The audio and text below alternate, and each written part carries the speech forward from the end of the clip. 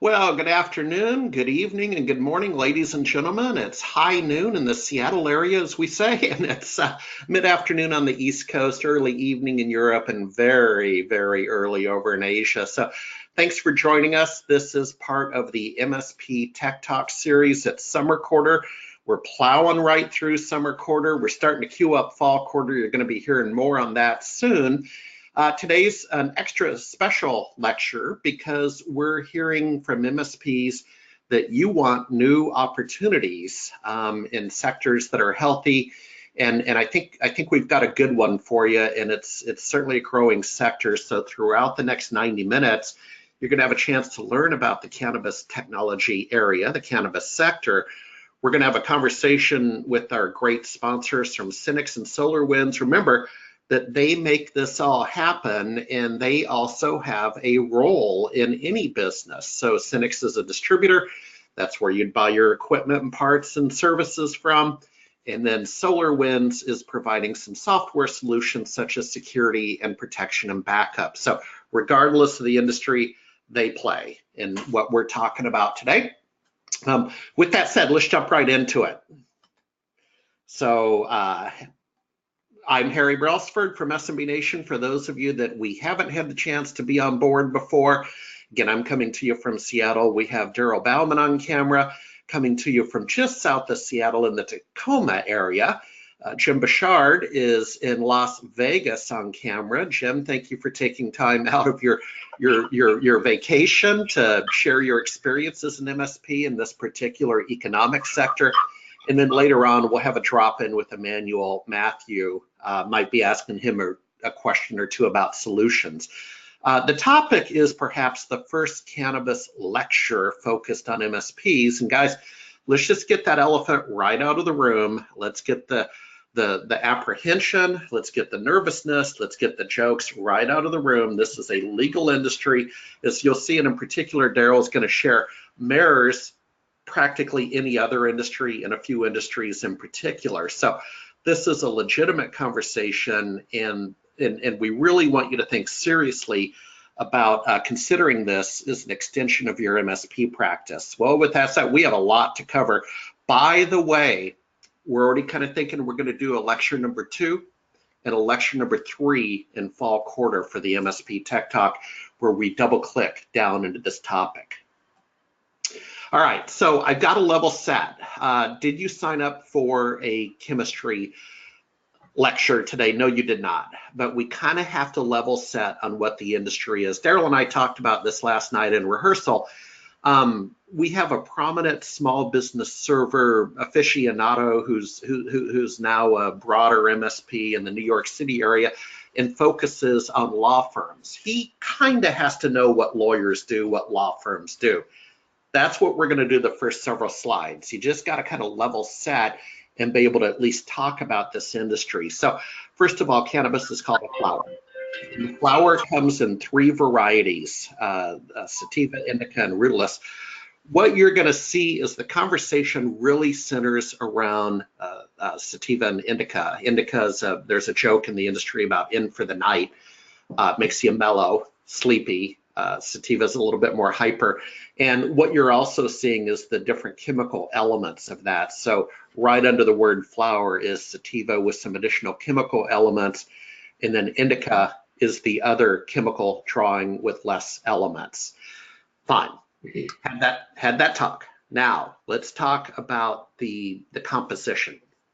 So THC is the psychoanalytic component of cannabis, and that's what many people associate with cannabis. Is it's like alcohol, that they want to have a buzz, for lack of a better word. However, CBD, cannabidiol, is the therapeutic effects, okay? And this is where we get more into the creams and the ailments and the elixirs and so on to treat medical conditions. And again, that's a completely legitimate. We'll talk about medical and recreational a couple slides, but one thing I want to leave you with is CBD is okay for pets. THC is not okay for pets because it's toxic to animals. So for example, if your dog has arthritis, you may well want to get the dog biscuits with CBD, and take care of your dogs. And then terpenes are the element. Daryl, you always do a better job of describing this. Can I bring you on at this point, buddy, and you can help me out with this element? Well, terpenes, they're just the things that make the plant distinctive. It's no different than a wine grape in the regions of whether it's Walla Walla, Yakima, California, France, or wherever. Yeah. Everywhere that it's grown, they all, whether you have the same grape, in Malbec, it's a different grape if it's grown in Western Washington versus Eastern Washington versus Yakima, California, or France. The same thing is with cannabis because it's the outside factors, but it's the odor, and then that creates the flavor. And obviously the terpenes have a lot more to do with the protection of insects, but with the new research and so forth, those things are also proving to be therapeutic as well. Yep. Yeah, and folks, if you get involved, and this could be an outcome, meetup.com has a number of cannabis technology meetups. There's a big one in Seattle. I'm sure every major city has one. But it's this area where you'd be a little surprised at what these meetings are. They're science, right? They're bringing in PhDs and looking at the analytics of the composition. And there's some really good conversations, and I'm going to move on, about kind of where the industry's at today. And I'll give you an example. I like Tito's vodka. If I go to Austin, Texas and order a cranberry vodka with Tito's, I know what I'm going to get. If I go to Seattle, Washington and I order a cranberry with Tito's vodka, I know what I'm going to get. There is no such assurance in the cannabis industry today. Your experience in one state could vary to the other. Daryl, 2 seconds on standardization and so on. That's something that the industry is really having to start to work with the science and analytics. Does that make sense? It does, but I think, are you getting paid by Tito's? Just ask. Because every time we do something, you're always talking about Tito's. So I'm wondering if you're getting a cash, outlay on this every time, because you are a Tito's man. So just saying. Anyway, standardization is not going to be really possible with regards to the product itself. However, there is going to be a talk about standardization about how we describe things. Alcohol, we know, is 2%, 4%, 6%, 90%, 180%. We know what that's going to do. We know how strong it is. We know how many drinks you can afford, per body weight, things like that. We also know how to detect it in the body.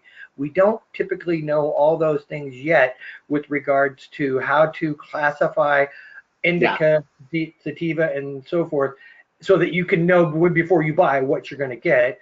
And we don't know how to determine how much is left in your body that's actually giving you the buzz to keep you from being able to operate the vehicle, because this stuff stays in your system for a couple of days afterwards, even though you don't have any real alternative effects to your body. Very early. Let's move on. Thank you, Daryl. Let's move on, folks. So the next conversation, again, this is kind of a 101 lecture today. We're going to double click in fall quarter and go deeper and deeper.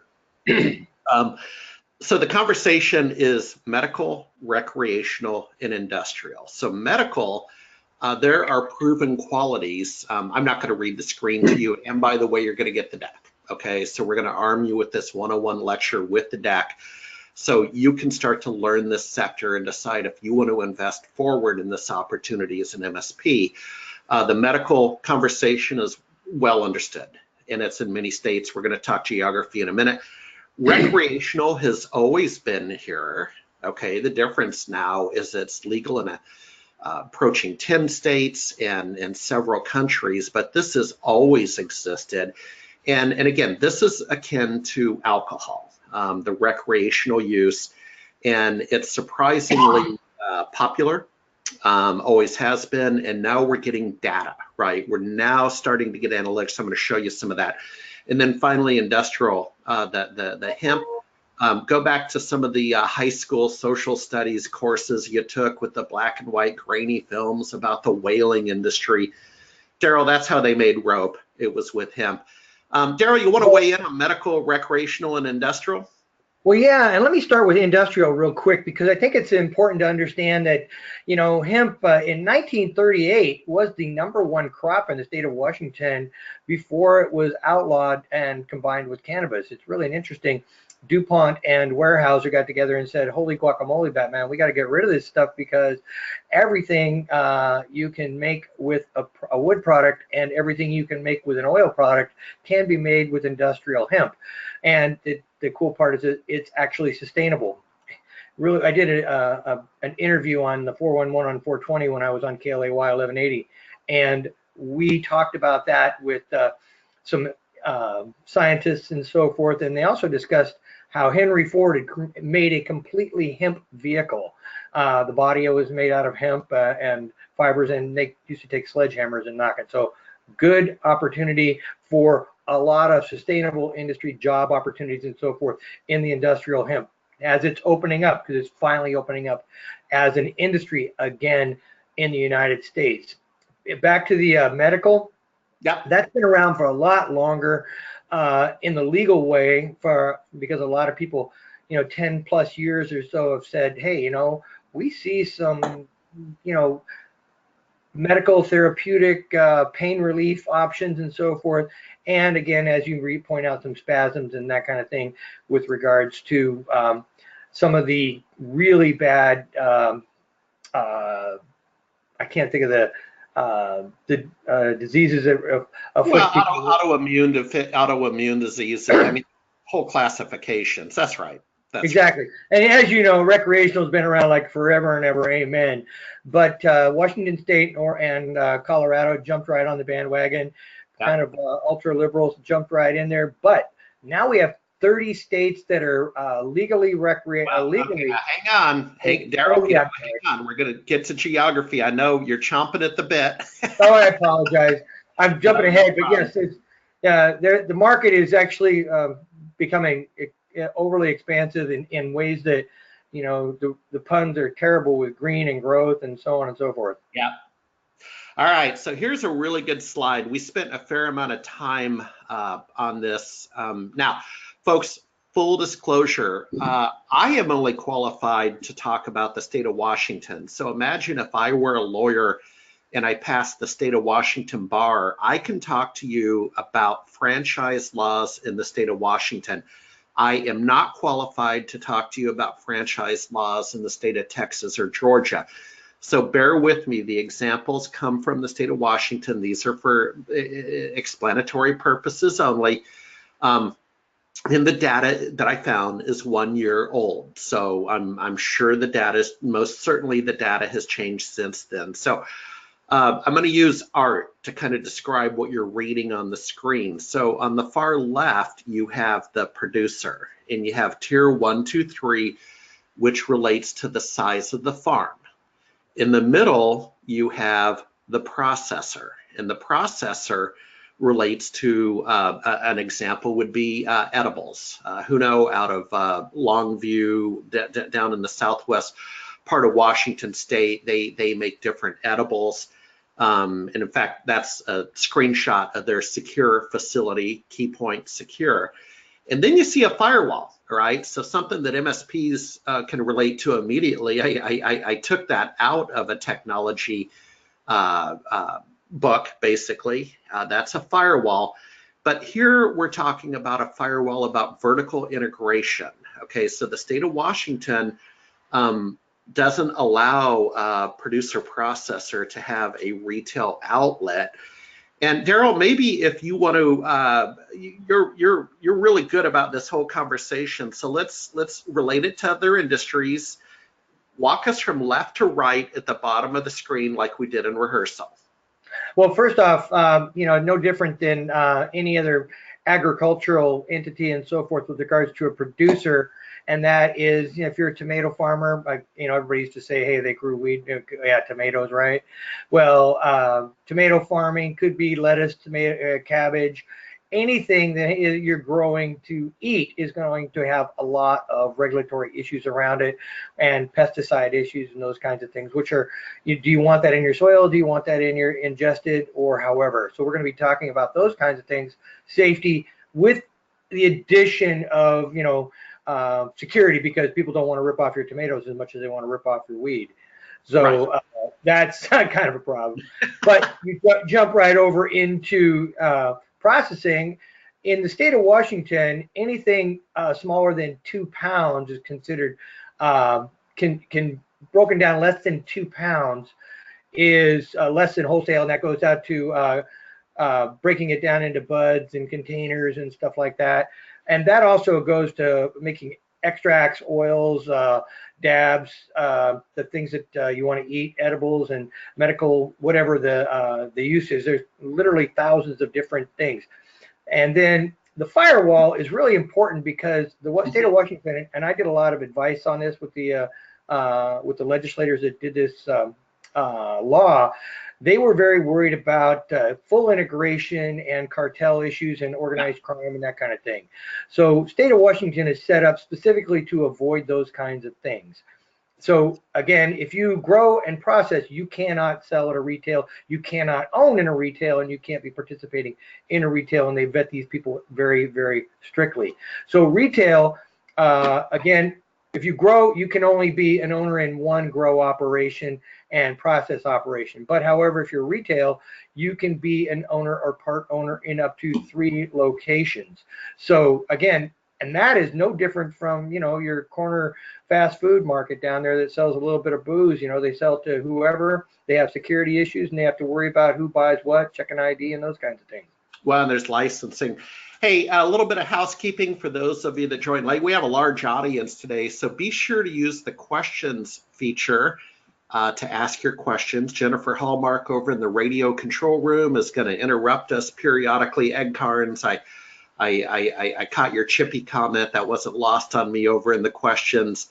And then Jim, let me bring you in, sir. I mangled your last name, so I got your note. Jim, how do you pronounce your last name? Basho. Okay, all right. We're gonna come back at you, buddy. Apologies. No worries. Oh man, right, he's a partner. He killed mine too, so don't worry about it. All right, so now we move on to legal. Folks, we're setting the stick with us. We're going to get to the specific technology, a real live MSP, and some things to think about as we move forward. But again, I'm not going to read the slide to you, of course. You're going to get the deck. What we're talking about here is the Cole memo that was produced under the Obama administration that said they were going to essentially de-emphasize the enforcement of cannabis offenses. And the idea being that, Daryl, it was probably an implicit endorsement, but they framed it up as more of a resource drain in prioritizing law enforcement. And then that was rescinded by Sessions in 2018 during the current administration. So it's still a designated Schedule 1 controlled it's a Schedule 1 under the Controlled Substances Act, and that's going to come back to bite us when we talk about the economics and the finances of this sector. So remember that part. Daryl, any comments on this? You kind of made a comment that I take the position it's the Wild West, but you took a little more. A less wild position that it's here to stay because of the tax revenue. Go ahead, sir. Well, I think that this is all just a smokescreen myself. Personally speaking, there's just so much money in this business. We're already close to $1 billion in our second year. In our second year, we in Washington we almost hit $1 billion in sales and with the tax revenue and so forth. And the politicians going, hey, you know what? There's a industry, there are jobs being created, there's a potential lobby monies and stuff like that, and then there's all these tax revenues there. They get it on the one side to help the revenues from the government, they help the revenues from the political side of it. This is not going away. I don't care what they say. You've already got major Republican individuals who are investing in this, so they're just going to work it out eventually when all the brouhaha settles down. That's just there we go. So thank you, Daryl. Colby, I bet you're kind of wondering what college lecture you wandered into today, my good friend. First of all, are you still there, Colby? I hope we didn't lose you, my friend. Yep, I'm still here. Enjoying All every right. minute of it. And in all seriousness, Colby, you'd be surprised with the um, you'd be surprised with the oh, and we have poll question coming up, Jenny. But you'd be surprised, Colby, with conversations I have had over the last year, and we're going to talk to Jim a little bit later. Um, there is a role for distributors. I mean, come on, man. We're talking technology, we're talking security, we're talking solutions. That's probably not the speech you brought today. So why don't we have you speak towards who is Synnex and how can Synnex help the MSP audience, my friend? Yeah, so Synnex is your distribution partner for really like you're talking about solutions. So we're going to focus mostly on solutions that we have already a pre-built package for. But the great thing about partnering with Synnex is we've got relationships with so many different technology vendors that we can put these packages together, so you don't have to go find, hey, where do I need to go for this particular piece or this piece? We can package it all together for you, so you've got one place to go to, and we've got those relationships already pre-built. So you're not having to figure this stuff out on your own. We're here. We're a large company. We're a Fortune 250 company. Yeah. So we've got the resources behind us, behind our disposal. So make sure that we've got everything you need to help grow your business. That's what we're here to help with. I didn't realize, I'm reading your slide, I didn't realize you were out of Fremont, California. For some reason, I thought the Carolinas, maybe your accent has a little bit of that in you. You must have a large facility in the Carolinas. Where are you located? And do you have a bunch of people out in the Carolinas, right? Yep, I'm actually in South Carolina. We our main corporate headquarters is in Fremont, California, but our primary sales headquarters is in South Carolina. So this is where most of our inside outside sales reps focus here in the Carolinas. Well, first of all, thanks for supporting SMB Nation. And as you can see, we clearly introduce academic topics that, quite frankly, someone's got to do it, right? We're having a legitimate conversation about opportunities in the industry. And Colby, if you look back out, the title of this webinar was actually framing it up as a healthcare IT vertical, which is still how I want people to enter this conversation. And that would be a natural act for Synnex, right? To think about healthcare IT. What are the solutions? Does that make sense? I'm going to assume you have a team. Yeah, absolutely. So we do we do have teams focused around very specific verticals, whether it's healthcare, agriculture. We've got teams that are going to help. Really, when it comes to any portion of it, one of our big focus is IoT. It's like cutting edge areas of the MSP and how to get technology closer to the end product, closer to where you're seeing the use cases. So those are some other areas that Synnex definitely can help with, and like you mentioned, we do have very vertical specific resources to help in those areas as well. All righty. Well, sir, I hope your time will allow you to stay for the entire lecture. We think it's a good one today as we start to wind down summer. Jenny, because I am controlling the screen, have you been able to put the poll question up? Forgive me, I'm on a single screen. Nope, and we also have a video from Synnex to play as well. Okay, Jenny, could you go ahead and do that, folks? Thank you for participating, and Synnex, again, helping make this possible. Jenny, go for it.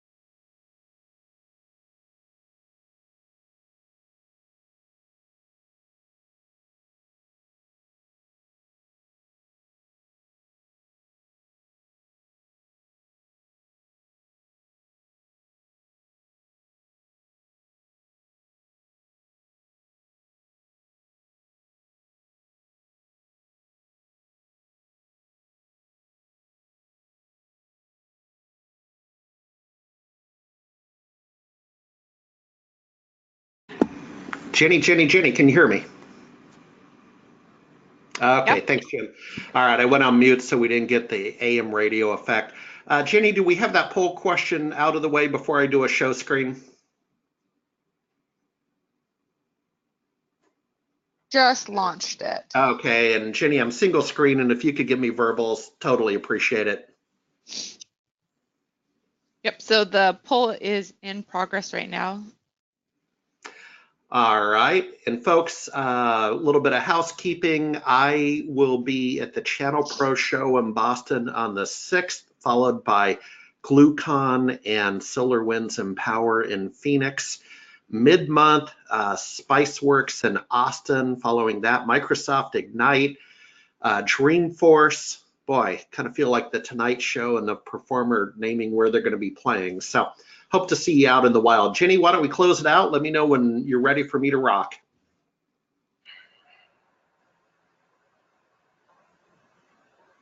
All right, Jenny. Jenny, do you see my screen? I do not see it. Daryl or Jim, do you see it? I don't see your I screen. see Jenny, Jim and Harry, share. and Jim's not sharing. All right. He's having lunch. Yeah, hold on. Hold on. We can do this. All right. Please confirm you see the screen, folks. We see Yeah, your lunch, screen. Yeah. Jim. All right. So we're going to jump into legal matters. Again, bear with us, but this conversation today relates to the state of Washington and a critical point.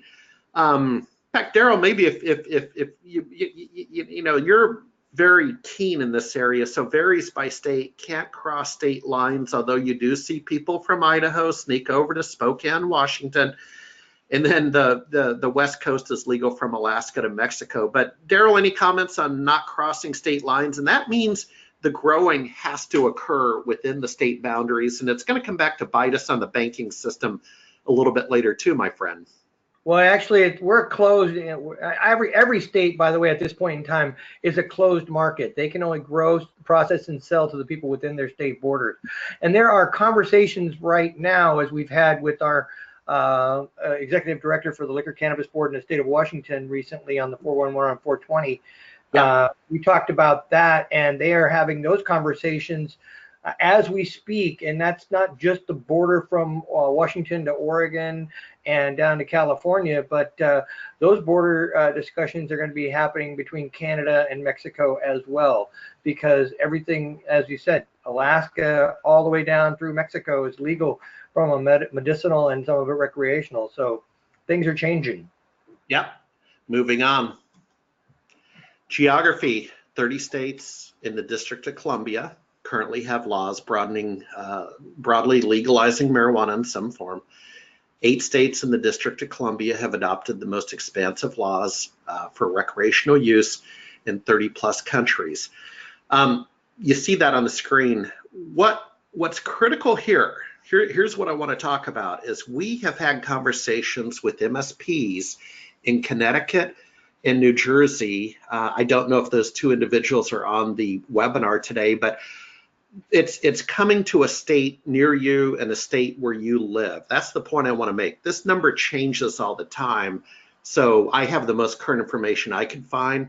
It will be going up. And so the individual in Connecticut was interested in learning about this sector and being prepared for when Connecticut goes legal. And right now it's medical legal. And then the individual in New Jersey, one of our fairly well-known MSP, Daryl, I think I mentioned him to you.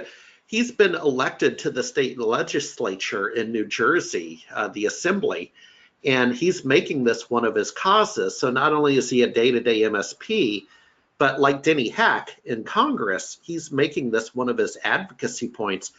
Daryl, let's talk geography. Anything would you like to add a little value here, my friend? Well, I think if you take a look at that map right there and you just take do a little quick analysis in your own brain and say, okay, look at those green spots. Anywhere in between a green area, I don't care what where you land on the side of this or not, but if you're in between one of those or bordering up next to one of those, you have citizens that are crossing that border and picking stuff up and coming back over. So those states are going wow, lots of revenue going out of this state, lots of enforcement issues and those kinds of things. And so resources are going away, and they're thinking to themselves right off the bat, why am I letting my tax dollars go that direction and have them have all the opportunity when we can do that here and we can, benefit. So again, as I said, the money is going to flow sooner or later. It's going to get to those bordering states, and you can notice just about everybody borders one. Yeah. Yeah. And again, the interesting example from a technology meetup I went to was Spokane, Washington. And I'm like, why Spokane? And it's because everybody from Idaho crosses the border. Well, interesting that you say that, but Vancouver, Washington, prior to Oregon getting legalized, had one of the highest. The sales were bigger than anywhere else in the state. Cross-border traffic. That's right. Yeah, people would run over and come back. All right. So we're not going to spend much time on enforcement. Again, you're going to get the deck. I am just providing this deck for your guidance, as it were. But Daryl, you and I had a good conversation about this. That yes, there's enforcement guidelines, and it's readily apparent, right, what the enforcement issues are. No distribution to minors. Yada yada. You can read the list. But Daryl, at this point in rehearsal, we kind of talked about what is enforcement with these shops, right? That if you talked about maybe, that they're going to get shut down if they're selling on the street corner in addition to the retail level, that kind of thing. You want to pitch in on that? It's not that they're selling on the street corner so much. It's if they're breaking the law with regards to bringing in illicit product or something like that wasn't that doesn't follow the traceability, that isn't getting taxed correctly, and if they're not reporting, they're doing just no different than anybody else. Let's say if we're take an analogy of cigarettes, cross-border cigarettes and taxes on cigarettes. Tobacco's been a big issue, it's always smuggled across borders. Alcohol is the same issue. This is no different. This is absolutely, if you look at all those laws, and they have every one of those enforcement issues have a parallel to something in alcohol. So we're already been there. We're at prohibition and beyond. We're just a little bit more mature, and we're adopting a lot faster rate. And again, it's city by city, county by county, and state by state. Yeah, and that's actually a valid point. In Texas, you have dry counties. It's the same. I mean, Texas, they're all dry counties, but for cannabis. But you get the point, Daryl. To your point, there's dry counties. California. Well, California is the really good example because you have dry cities and dry counties, for lack of a better word, in California. So there you go. Right. All right, compliance. Now we're getting into the geek stuff, folks. Thank you. Harry? Yeah, Jenny. Before we move on too far, we got a question, and so I'm wondering if you can go back one slide just to the map. And we've got a question of what is the dark green designations of the states that are versus the light green? Yeah, I'll take that. Dark green is medical marijuana broadly legalized, and light green is marijuana legalized for recreational use. And Daryl, I'm going to say, is there 100% correlation that if a state is recreational, it's also medical? Yeah. That's my understanding. Yeah, and in Washington, for instance, that's an interesting point you make out, that in Washington, you actually have to be certified to be medical. So they make you because you're acting as a dispensary for pharmaceutical type things instead of just recreational. So you're giving medical advice. So they are making you stand up to. I don't even know what they're still working on that. What that designation is and requires, and so again, we have the opportunity to influence these things from a technical perspective and from a logical perspective as a citizen. So think about that as well. Cool. All right, compliance. So folks, now we're getting into geek speak. Okay, so understand there's a method to our madness that we had to level set. Now we're going to get deeper into where technology plays. And so again, I'm only qualified to speak about the state of Washington. And so what we had here was an old traceability system, and this is critical in this industry, much like the pharmaceutical industry where they're tracing, down to the pill, the quantity, the quality, the lots, etc. Think about how you might do a recall, yada, yada, yada, just like that industry. And so in the past, they used metric, and then they converted almost a year ago. It did go very well. There's some stories to be told about that, about the leaf data. They converted to leaf data. And like any computer conversion, it was harder than they thought, took longer than they thought. Daryl, when I went to one of the meetups, they were talking about, there was a period of time. So first of all, they lost a lot of reporting data. They have a huge time lag in reporting data from last fall forward that they're still catching up on. And the data was being offered up in spreadsheets. Well, it was. And Jim, you may have a comment or two on that. You smiled like a little knowing smile there for a second. Yeah. Well, almost everybody in this industry who has a heartbeat has a particular disdain for both systems. The state databases are all garbage. None of them work right. They're all based on annotated technology, and nobody's come up with a good solution for it yet. But everybody has to play that game. There's no option. So yeah, and we're talking APIs, and these are the components of a traceability system, and it gets us back, Daryl, to compliance reporting and violations. I'm going to offer Daryl, we've had that talk. Well, yeah, and I would offer to the group out there that is listening to this, there's quite a bit of technology experts in there. Jim just opened up a huge business opportunity for those people that are in development as well. Yeah. Oh yeah, exactly. All right, a little bit of economics. We're going to get to Jim, and we're going to get to solutions. So look at the 2017 row, and that's the last complete year. So 2018 is incomplete data.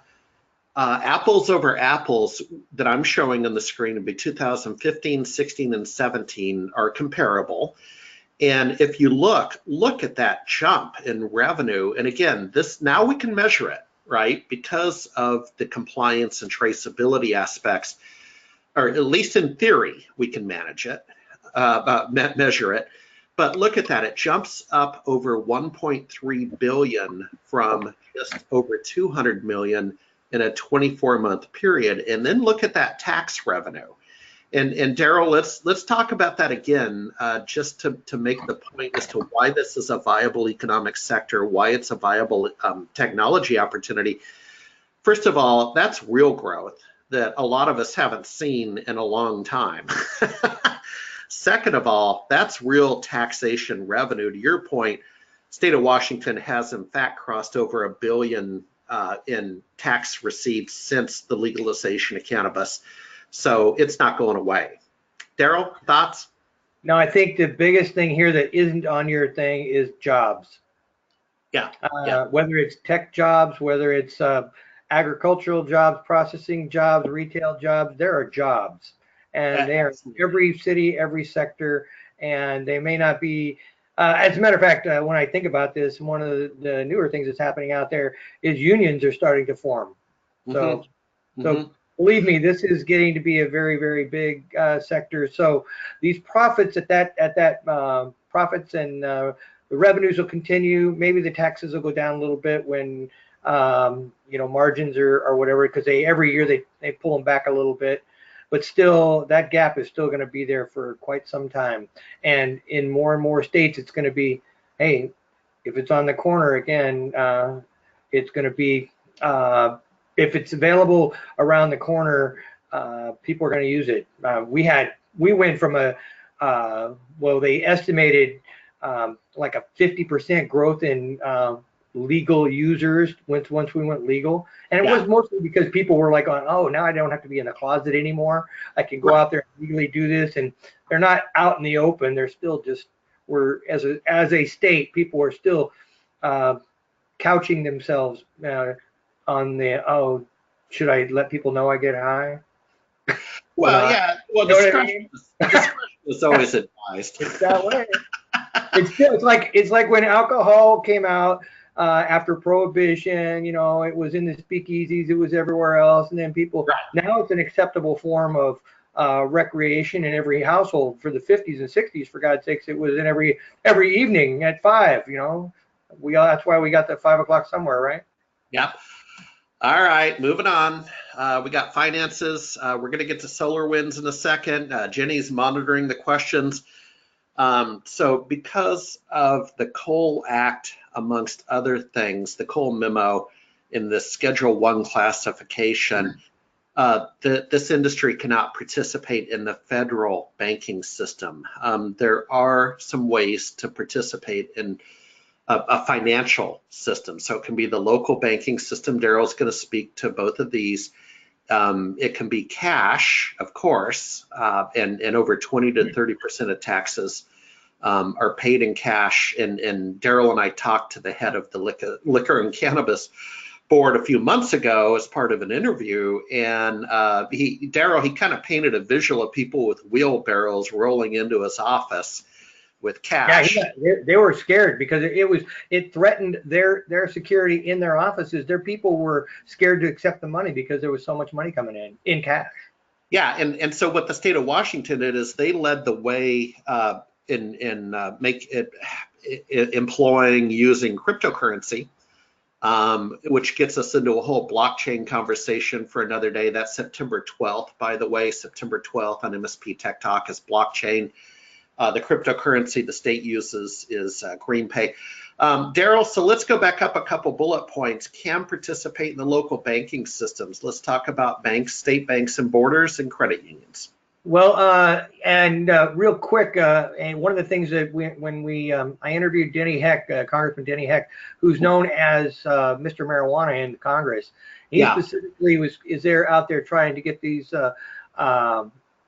things rescinded and approved and also descheduled and so forth, because he knows it's a safety issue. There's already been loss of life and people getting broken into, because this is really a problem with regards to safety at every level, because we got an untraceable product with an untraceable cash source happening. So and in cash transactions, and not in small dollar figures, they're big dollar figures, right? Yep. So anyway, local banking systems, if the banks are within the borders, for instance, they don't like to promote themselves, but Timberland Bank in the state of Washington, all their banks are within the state of Washington, so they participate, but they charge some hefty fees. And that way, if people put their money in, take it out, it's not going across the border, so they're not committing a federal crime, money laundering and that kind of thing. Credit unions, same reasons that they operate. There's a few of them that are sprung up and said we're gonna make a mint in this area, so they have, and they're flourishing in a big way. So, but cryptocurrency is big, and that's one that I think that is going to, if we're able to wrap our arms around that, and as technology people, and allow for us to be able to take the more crypto and make it easier for the people to pay and transfer cash between people. As technology professionals, we can work with our people and what we do from a safety perspective. And coming up, you'll talk about some other things. I think we can offer a lot of value to your clients. Well, and that's why, folks, you really should be attending the blockchain lecture on September 12th, because this could be a niche for you guys within the MSP community. Hey, Jim, quick question, but do you remember at CannaCon after the first of the year, and we're going to talk about your experience there, but do you remember the credit union booth? Did you walk the floor? Do you remember seeing that credit union? Yeah, absolutely. That OB? Can't remember. OB Credit Union. I think they actually have their they look like a pub on the inside. Mm-hmm. Yes. They don't look like a bank. They've got themselves set up like a pub. Yeah. Go have a beer at the bank. Exactly. All right, now we're getting into the security message that we wanted to make one of the pillars of this presentation, because this is a huge opportunity for the MSP and IT. So we're talking video. It's a state requirement. It's also a surveillance method that owners would want to have. If you want to Google, there's a recent video up on Como4 News. I'm not going to play it for you, but you can watch the video where the burglars rammed the car into a Greenwood pot shop, and then it all captured on video. Just like any other cash-heavy business, you have the physical element, guards, fencing, lock and key, and out on the floor, the cabinets. And I have an example of a cabinet system over on the right. And so the idea is I liken it to like going to your jeweler. And, you know, they're always very methodical when they pull out diamonds and let you see the diamond, and they close the drawer and lock the drawer. Very methodical about that. And then Daryl, if you want to talk about just similar to all industries, you feel pretty passionate about that, about antivirus, mail, backup, firewall, et cetera, go for it. Well, actually, you know what, Jim? I think you can handle this just as well as I could. Don't you think as well? I mean, because you're in it right now. I suppose so. Isn't it about the same? No, seriously, isn't it about the same? You're an MSP and you get it. I ran a very successful MSP, retired a few years ago with doing that, and now am consulting in this industry. But seriously, do you see much differences? Well, one thing that I ran into here that kind of surprised me in a way and not in another is specific around the video surveillance. Every plant has to be on a camera, or a camera has to be on every plant from the time it's a seed all the way to the time that the customer walks out the door of the dispensary. There has to be a camera on every plant, and that camera has to record 45 days worth of video. Yep. Now we just want to think about this. We're talking multiple cameras covering thousands of plants, covering every stage of the growth cycle of that plant, to the harvesting of that plant, to the processing of that plant, whether it goes into buds to sale or to CBD oil processing or whatever else that they choose to do with it, creating edibles or what have you. A camera has to be on that product all the way through the cycle, all the way to the point where the customer walks out the door with it for 45 days. And the owner of whatever element of the stage of processing that has a camera has to be able to produce video on demand. So if somebody from the state liquor and cannabis board walks in and says, I need to see video of this plant from 30 days ago, they got to be able to pull it up. So all of that video, we're not talking 400 lines of resolution, we're talking 1,000 lines of resolution. So it's not small video, it's big video. There's a lot of volume here. There's a lot of storage we're talking about. And you can't just keep it all on site because if your data. If an operation gets raided, they take everything. They take all the hardware, they take all the storage. You can't keep that on site. It has to go off site. So now we're dealing with high resolution cameras that are tamper proof, that are theft proof, that are multiple gateways to the internet, that are broadband gateways to the internet from a field out in the middle of nowhere. There's some real IT considerations and hurdles that this industry is dealing with, and not dealing with it super well either. So a lot of these operations will go down to Costco and try to buy cameras, and those don't work. And when you see these theft smash and grab videos in the stores, half the time you can't tell who was there because the resolution is too low. So they're not compliant in terms of the industry guidelines and the state requirements for lines of video, and they went cheap, and then no way to enforce the break-ins. So they need a lot of guidance. They need a lot of assistance in identifying what works and what doesn't work, and setting things up in a way that they're not spending a fortune on it, but they're still in compliance. So there's a huge opportunity here. Yep. And you know, Jim, you're talking about that.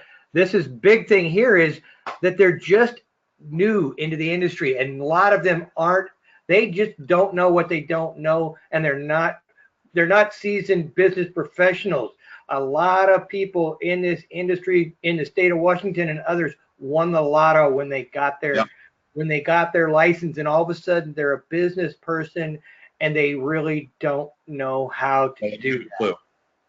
And this is where you become, as an MSP, their success factor.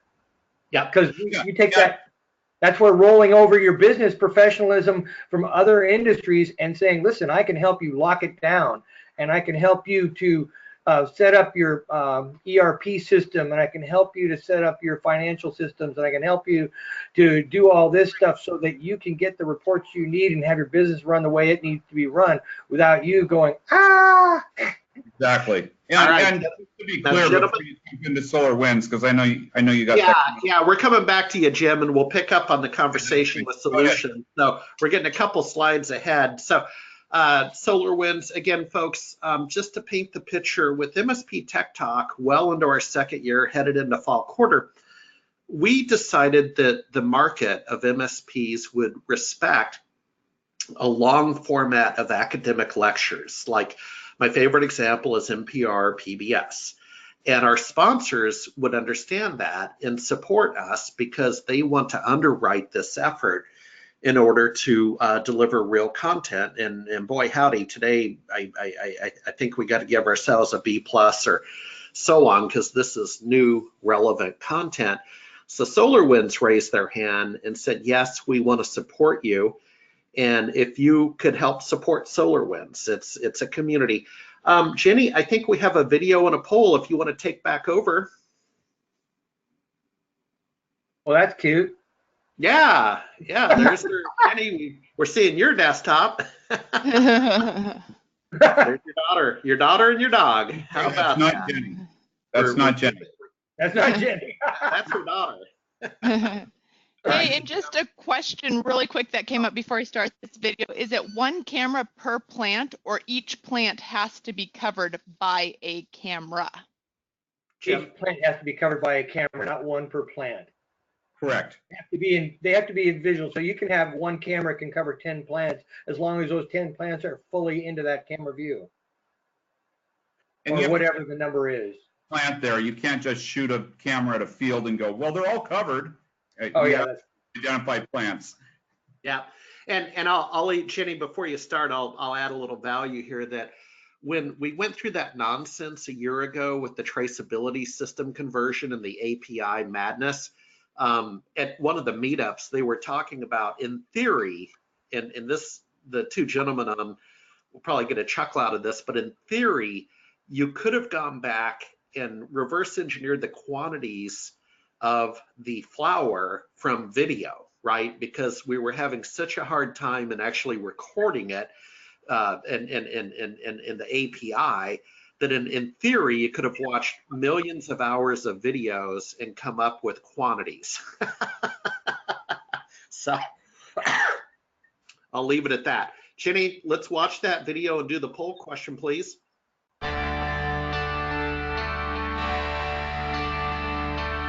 Hello everyone, welcome to our first release video for N-Central, filmed right here in Ottawa in front of our beloved Parliament buildings. You should come visit sometime, but not in the winter, it's really too cold here. I'm Omar Cahill, Product Marketing Manager for N-Central, and with me is Chris Reed, Product Manager for N-Central. And we're here to tell you about how you can see more, know more, and do more with both N-Central 11.2 and 12.0. Let's start with how you can see more. Take it away, Chris. Thanks, Omar. How many times have you had one of your end users call you and say, I can't access Office 365, or when I go to this website, it seems really slow? NetPath is a great way to understand where that problem may be occurring. Is it, for example, a problem with the local LAN that the customer's in, or is it a problem with a hop or a node somewhere along the way out in the public infrastructure? NetPath lets you understand where the problem may lie, and even better, if it's a public node, tells you who owns it and how to contact them. NetPath lets you map from any source server or workstation that you manage by showing you the path it would take to reach any destination IP address or hostname. The primary use case here is to map your customer's connectivity to popular cloud applications such as Office 365, G Suite, Amazon Web Services, or any networked application that's part of their business. NetPath reveals each hop, node, and link it would take for you to reach the destination, making it easy to troubleshoot hotspots or bottlenecks throughout the whole path. Not only can you see within your own network, but the ISP and cloud provider's infrastructure will be displayed to you within the NetPath window. When a problem does occur, NetPath gives you the contact email address and phone number for wherever the problem is occurring, so that you can more easily reach out to whoever owns that infrastructure and help them troubleshoot the problem. I can keep going, but check it out for yourself in the Incentral UI under the View NetPath menu. Click to add a path by selecting a server or workstation, typing in a destination, and within a few minutes, you'll have a path monitored within Incentral. The data is stored historically for 30 days, so you can even go back in time to troubleshoot any issues. Get started now by upgrading your Incentral server to version 12.0. Once the upgrade is complete, you'll have 5 free paths to use for 30 days. Give it a try today. We left some common URLs in the description below.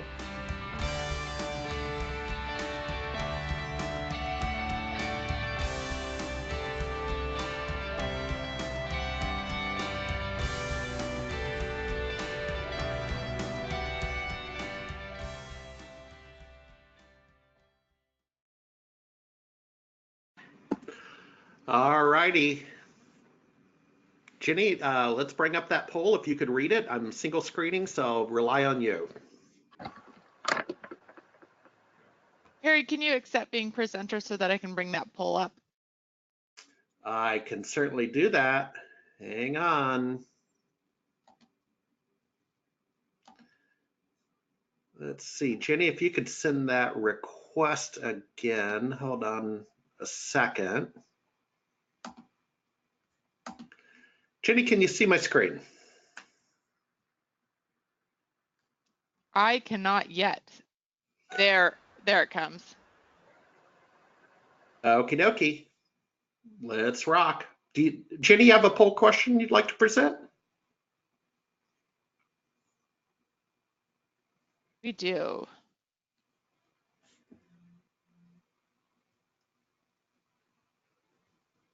All right, Jenny, if you could read the poll question from SolarWinds, thank you. Folks, and we're going to jump right back into it afterwards. Are you interested in getting pricing or more information about SolarWinds MSP RMM? Yes, contact me, or no, not today. All right, folks, and this is an exercise in what I like to call predictive analytics, and it helps us help you. If you are interested, please answer in the affirmative. If your interest level is not there today, no problem.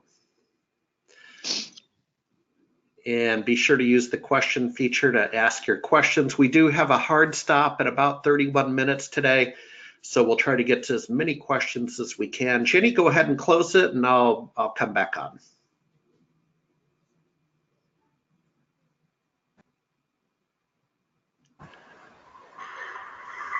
Jenny, if you could let me know when I'm back. You're back. All right, thank you. Needs of an MSP. So we'll go through this pretty quickly. Oh, well, actually, you know, Daryl, we spent a fair amount of time on this. Jim, I'm going to get to you, and we're going to talk about your end-to-end experience in the industry in just a moment. But now we're getting into the brass tacks, folks, about needs of an MSP. And so, Daryl, I think the idea here was you wanted to relate the cannabis segment, the cannabis sector opportunity to doggone any other business. Go for it. Well, no different than, you know, as we talked about, there's medical in here, there's financial in here, and we've got, as you can see, you know, farming and processing and retail. So no different from anybody else. You have accounting, so you got general ledger, HR, all those kinds of things that you need to deal with your people. And you have clients that you want to touch base in, and whether your clients are going to be from CRM perspective, whether those are, you know, what do you call it, the rewards, you've been here, you frequent shopper. Customer loyalty, that's huge. Loyalty programs, thank you. Yeah, that's huge. And then obviously your supply chain management, inventory control, and those kinds of things. So, you know, easy enough to say, you're familiar with them, every one of them. Everybody here and that's on this call who is an MSP of some sort has dealt with somebody in that and more. I mean, these are just a high level short list. I'm sure, Jim, you can see about 15 others added to it in about 3 seconds. I mean, seriously, because I didn't even touch security. We've already built on that many times over, but you get it. And then, you know, not over hardware, software, you know, sales and all those kinds of things. All of it is there. And then we didn't even touch on website development because everybody's got to have a website. They can't advertise on the radio or anything like that. So websites is where they got to go. Then That's right. Well, So- and Daryl, you have to have in the state of Washington, you have to have the over 21 button when you come to a website. I mean, there's all these intricacies. Jim, quick question for you at Canacon. Do you remember the CPA firms in booths out on the floor? That amazed me. Well, their financial considerations are considerable, and just being able to set up a simple point of sale system, they've got to be able to deal with how do we integrate our point of sale into the state traceability programs?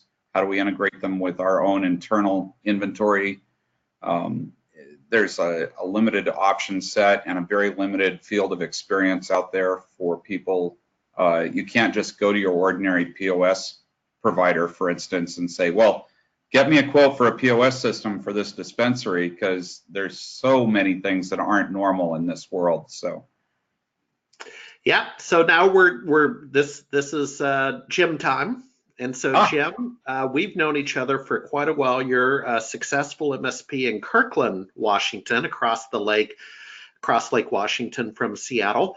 Assuming that you serve a variety of businesses. And boy, howdy, I was there as an analyst at Canacon in Seattle, early 2018, and I bumped into you. So tell me about your experience at Canacon, what you learned, and the fact you were the only MSP at the event. That is interesting. First of all, the thing to understand about me is that the most marijuana that I've ever smoked in my life was probably the night before last when I walked through Fremont Street here in Los Angeles. That was all secondhand. I'm not somebody that's normally known for using marijuana in any way, shape, or form. And yeah, so there's that. But what I did recognize was that there's an industry here, and there's an industry that's got a consideration for security. They've got a consideration for, there is no business out there that doesn't use computers and the internet in some way, shape, or form. And in this particular situation, you've got a bunch of people that are terrified of the federal government coming in their front door, and you've got the state giving them a bunch of things that they've got to deal with, and it's an opportunity. And moreover, this is an industry that's got a bunch of cash. So, and that's kind of unusual against, the doctor's office where they're pinching every penny, or the, whatever else you get yourself into in this industry, which is a little bit of everything. So, so I set aside whatever thoughts I had about cannabis and is that right or wrong or what have you, and just saw it for what I think it really is. It's a massive opportunity for this industry to step in and really make a difference. So I called up the Canacon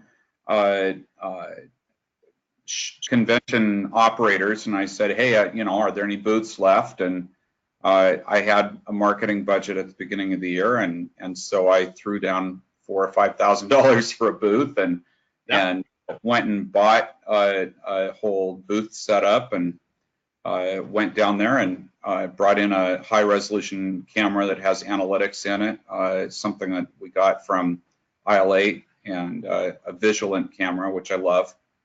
And it was really interesting to set that up with a 50-inch TV in the booth, and everybody who walked down the aisle past us, they're like, oh, facial recognition. And the camera doesn't have that, but it does a lot of tracking in graphics on the screen, tracks movement and tracks people, and you can set up alarm zones and things on it. And everybody who saw that was like, that I don't have a camera like that. That's really unusual. And mostly people are using Hikvision and things like that don't have the analytics built in. So it was a real conversation starter in the booth. The other thing that I liked about Canacon was that probably 2/3 of the people involved in the industry aren't people that use cannabis on a regular basis. Right. They're investors, they're bankers, they're businessmen, they're people that,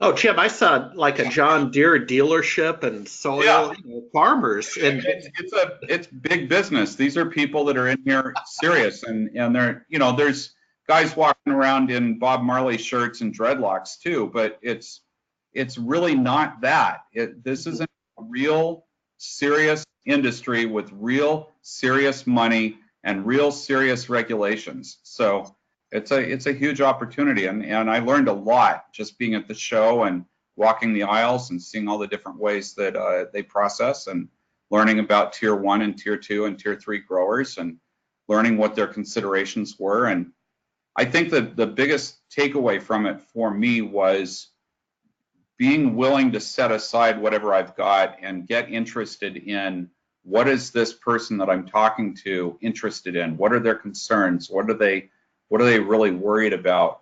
And how can I actually make a difference for them? Or, you know, what resource can I bring to bear on their concerns that would make a difference? And that's really the opportunity. And everybody has something that they need. Yeah, It's no different than any other home show or trade show you've ever been to. Yeah, really.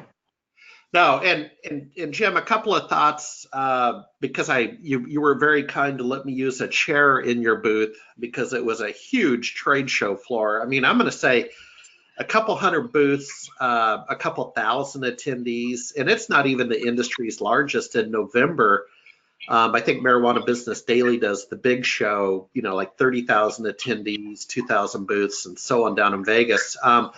But Jim, you're very kind to let me use a chair. And as I sat there and observed, it seemed to be a fair exchange of value, that you were able to tell your story as the only MSP.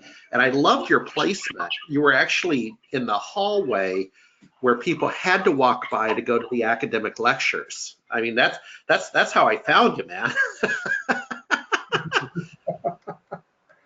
Yeah, it was a good deal. Vincent spoke, and Booth Gardner had a session that he spoke at, and Booth Gardner being the governor of Washington at the time, and Yep. Vicente Fox, I thought the former president of Mexico was there, if I'm correct. Yep. So Yeah. there was a big crowd of people walking by on a regular basis. When I first came to this place, I thought, oh, right, they stuck me in a closet, but no. No. You had a great. It's a question, I guess. Will you go again, and will you request such booth placement, because you were not lost in the aisles? That was a beautiful thing. I'm looking. I've got to see if I've got the space inside of my calendar and the budget to get back into that show again. The booths are selling out, and you know, even though it's in February, they're saying, hey, it's getting down there. So I may or may not get a chance to get in there. I haven't worked it out quite yet. Okay. All right, fair enough. So let's talk solutions. Daryl, maybe I'll call on you for the solution conversation, but you know, the seed all the way to the sale component. So that's supply chain, point of sale, the API for traceability and reporting to the government. We talked about that as an opportunity, and then overall solutions. But Daryl, there's some out there. Yeah, there are, and you know, this isn't anything. You've just nailed a couple of things that are industry specific with the traceability, but you take out the traceability and the rest of the technology is pretty much standard across the board from any industry, because everything can be a corollary, whether it's agricultural, pharmaceutical, doctors, or lawyers, or you know, it doesn't matter. You have complete, you know, financials, HR, all those things are things that they need. The only real differentiator is probably the traceability and the sheer amount of hard drive space they have to do for storing their data, which, you know, if they're, you know, that's kind of nice when it comes to, you know, everybody's talking about MRR, right? Monthly recurring revenue, and, you know, looking for those opportunities. And by the way, these folks don't want hassle. They want you to put together a complete managed service solution for them so they can just call and get it done, because they're worried about their business, their plant. I've toured some places, and again, like you, Jim, I don't get high, but I see a business opportunity, and I do use the medicinal portions. But my gosh, I'm telling you, I've seen guys when they're in their grow houses, you open the door and they freak out because a little bit of light creeped in the night. And that's over a 10,000 square foot warehouse. Wow, man. So that is how anal they are about their plants. Unknowingly, they're not that anal about their business solution, and that's where they need the help. Really, I can't tell you enough. We are all business professionals who have years, hundreds, if not centuries and centuries of experience among the group out there, Millennium, and they need to, give it to these people and, offer it up, and they can afford it. They can. Well, Daryl, I'll add on to that is I've made this one of the pillar analysis areas for SMB Nation because, again, I take it upon myself to look for new opportunities in our space. And in talking with participants in the industries at trade shows and visits and interviews with you, many of these operators, these business owners and operators they're great people. First of all, they're excited for the most part making money, great people, but they're not the best business people. And that plays out in a couple of different ways, right? This is not the MBA crowd. And the other thing is it's I found that they're not the most disciplined. That a meeting that should start at 11. I now know. In some cases, Daryl, I need to call and remind them that we have an interview or a meeting at 11. That's fine. My expectations are managed. But Jim, don't schedule a meeting near 4:30 though. Do not even. Ever.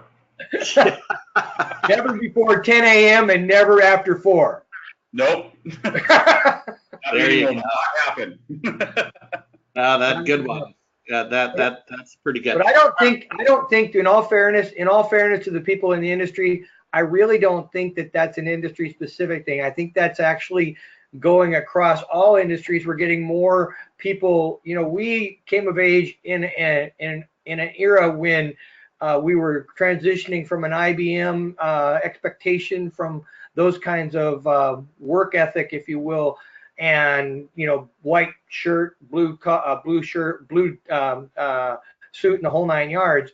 Whereas we've slowly transitioned out of that, and the work day and the work methodology is a whole lot different these days than it was when we first got in. These folks are still productive. I want to tell you, they'll work 24/7. It just is not on a regular 8 to 5 kind of thing. So you do need to make sure that you're available at other odd hours. I do want to say one thing about what Harry was pointing to, and that is it's really easy to be blind to the stereotypes in this industry. And it's a real mistake to fall into those stereotypes and not realize that the person you're talking to is a venture capitalist sitting on $1 billion worth of capital he's looking to put into something. Just because he's wearing a tie-dye shirt while you're sitting there with him. So you can't let yourself fall into that trap. That's as much to my point. We're not in a white shirt and a blue suit anymore, and we're not in the 8 to 5 environment anymore, and expectations have to be managed, as Harry said. But there are the good portion of people that lucked into the thing, and they're trying to figure it out. But then again, it doesn't matter what industry you're in. People do that all the time in every type of industry. Just because this one has a little bit of a reputation because of lots of movies and comic routines from Cheech and Chong. So,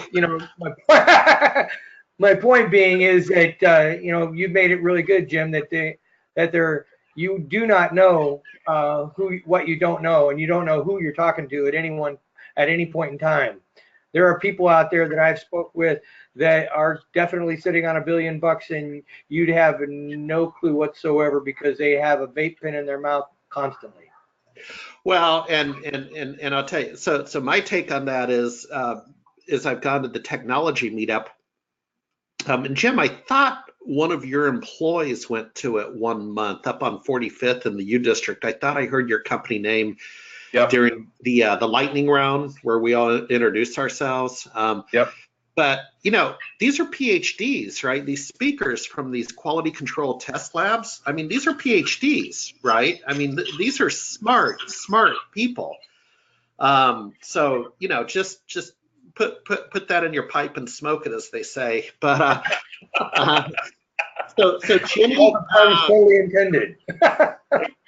Jenny, let's put out a call for questions. We have a few minutes left, and Jenny's going to read them. Before you do that, Jenny, while people are formulating their questions, I want to tell you what's coming. Today was 101, and we started at a level set with what the segment is, or the sector, and then we moved into solutions, and that was by design. So thank you for attending, because that qualifies you, in my mind's eye, to participate in a couple lectures in fall quarter where we're going to double click or deep dive into the technology and some of the compliance matters related to the technology. But then we're also going to have a segment, and this came out of Jim, some you know, conversations with you along the way, literally over the last year, and then also the gentleman Chris up in Connecticut, who I spoke with recently. He's asking for marketing guidance. Okay, Harry, I got it. I know what an ERP system is. I got it. How do I break into this industry? I need some guidance in terms of how to market and sell into the different aspects of the industry, be it the producer, the processor, or the dispensary. And so we're going to go there. We're going to go there in fall quarter, because Jim, maybe you would concur, you're developing a practice in this area, and whenever you build a new niche, it takes a little longer than you think. It's a little harder than you think, and that's what I'm hearing. Is that fair, Jim? True on all points. The other thing to understand is that it's really important to understand how small the community is, and a conversation you have with one person is going to impact the conversation you have with the next 5 people you run into, because they talk to each other. So you can't be a jerk with anybody in this industry, because they'll all hear about it. So yeah, Jenny, back to you with questions. We have a few minutes left. Yeah, definitely. We got a handful of questions here. First one, so where can I find the information necessary to learn more about my state's requirements? And they're in New Jersey. Daryl, would you think start with government? You know, I can't tell you specifically with New Jersey, but Google is your friend, because I typed in just last night cannabis countries, legal cannabis countries, and boom, I had all the information at my fingertips. And I wanted to verify the facts on Washington, so I just typed in Washington cannabis facts and tax revenues, and boom, I'm on the Liquor Cannabis Board. So each one of these states that are legal, one of their things is they're on top of it. So don't think they're not. They're on top of it. So that information is probably going to be leading from the top of the Google hits. It's not going to be down in the lower realms of your searches. There's also user groups in most states that you can get involved with or reach out to, and they'll be able to point you to somebody who's already done that research, and they can walk you through it. So yeah, meetup.com and some other avenues. Jenny, if you could make a note to flag that, and I'll connect that individual with the state legislator MSP buddy in New Jersey. So that would be a great start. And then the value I would add is, you know, the state of Washington Liquor and Cannabis Control Board has a wealth of information that you can at least educate yourself academically about the industry. Then you can impute, imply what your state may or may not do, but at least you have a starting point. Next question, Jenny. Yeah, there were a couple associations mentioned. Any recommendation? Yeah, Daryl. So mentioned Meetup, and what are a couple others, Daryl? Well, Meetup does, Meetup gives you the local stuff and so forth. But, you know, one of the things that I find, and this is what you're going to find, and I'm sure Jim is going to concur, year before last, actually, on the first CannaCon, I interviewed the individuals who put that together, and I've interviewed several of the other individuals who put together those cannabis-related forums and so forth. And the people who are selling, growing, and producing in the industry aren't overly fond of those forums because they're not really helping them to grow their business. They're just trying to sell them something, and they want to learn from ways to help grow their business because they're in a nascent thing. So we have actually just kicking off an Association of Cannabis Area Professionals, which is we're using as an equivalent to the Association of City and County Information Systems Managers, which as an IT director for one of the cities in the state of Washington, I ran for about 15 years. So, so that we can correlate in a collegial manner the growers, producers, and retailers working in conjunction with the state and city and county regulators in a forum that gets them sitting side by side and talking instead of it being adversarial. And if you guys are thinking about your state, please reach out to Harry and I. We'll help you put that together. And because the power is in numbers. And you know, when we started the ACES, the City and County IS Managers Forum, we started with 6 people. Within 1 year, we had 120 cities and counties all together in 1 year. And it went from being told what to do by the state to saying, how do we work together? So, and that is what the industry needs right now. They need to work together instead of being afraid and always worried about somebody coming over their shoulders.